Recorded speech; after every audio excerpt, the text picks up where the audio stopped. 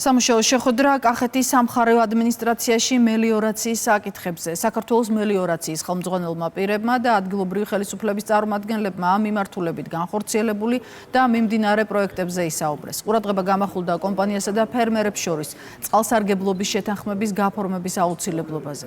ოფიციალური ინფორმაციის მიხედვით, ბოლო 12 წლის განმავლობაში წყლის მიწოდება დამატებით 20,000 ჰექტარზე მეტ სასოფლო-სამეურნეო მიწის ფართობს მიეწოდება გაუმჯობესებულია მონაცემები სხვა პარამეტრების მიხედვითაც. შევხვდით კახეთის რეგიონის ხელმძღვანელობას და ადგილზე გავიცანით 20-25 წლის საირიგაციო პერიოდის მიმდინარეობას. გავიცანით ადგილზე არსებულ პრობლემებს და დავსახეთ მათი გადაჭრის გზები. მნიშვნელოვანია, რომ აქვე განვიხილეთ მომავალი წლის სამოქმედო გეგმას, თუ როგორ უნდა განვახორციელოთ საირიგაციო პერიოდი, ისე რომ ფერმერებისთვის წყლის მიწოდება იყოს უფრო გაადვილებული და დივერსიფიცირებული.